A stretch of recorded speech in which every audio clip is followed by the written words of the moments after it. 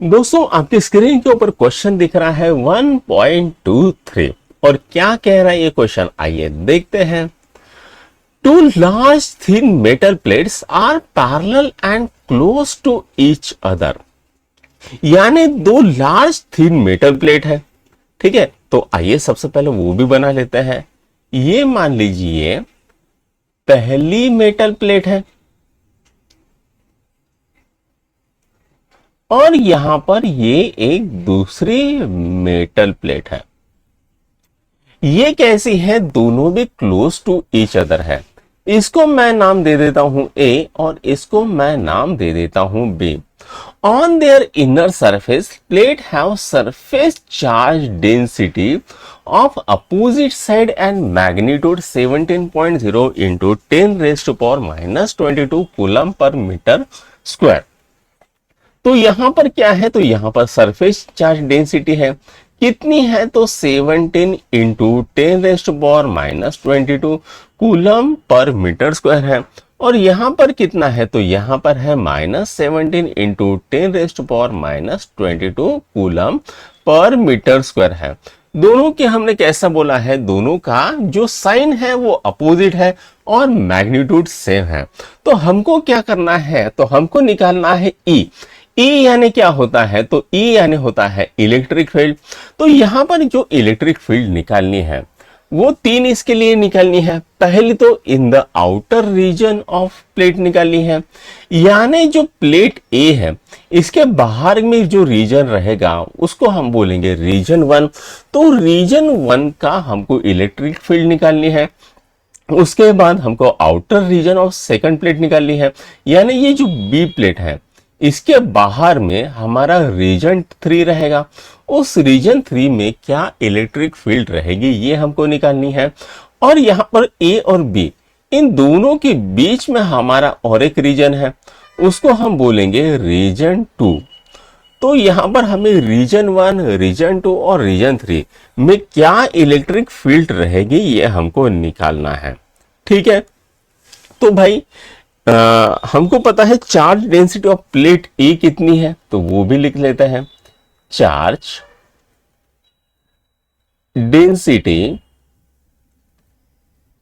Of plate A कितना है भाई, तो वो है 17.0 into 10⁻⁻22 coulomb per metre square है।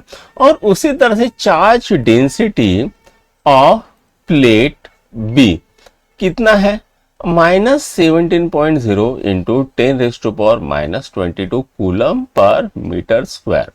ठीक, इतनी है।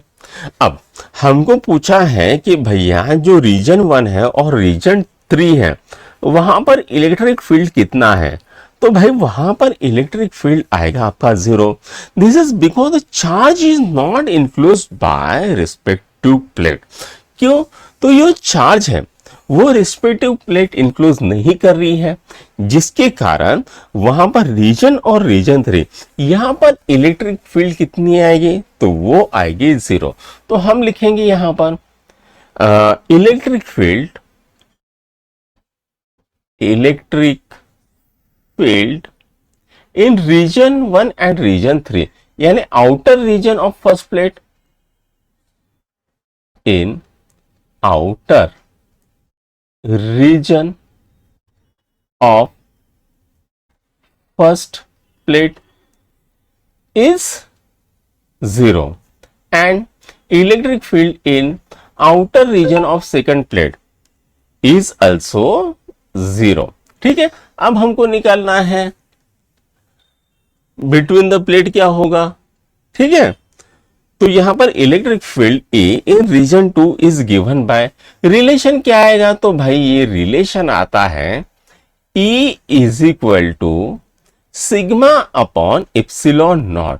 एप्सिलॉन नॉट क्या होता है, तो वो होती है परमिटिविटी ऑफ फ्री स्पेस, और एप्सिलॉन नॉट की वैल्यू कितनी होती है, वो होती है 8.854 इंटू 10⁻⁻12 पर न्यूटन कूलम स्क्वायर पर मीटर स्क्वायर, इतनी होती है, राइट।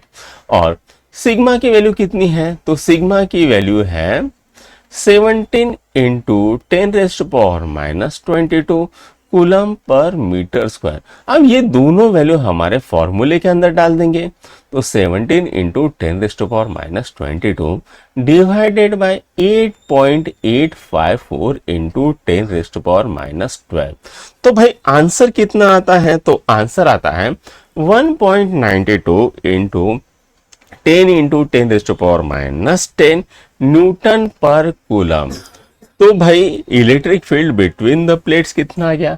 तो वो आ गया 1.92 इंटू 10⁻⁻10 न्यूटन पर कूलम।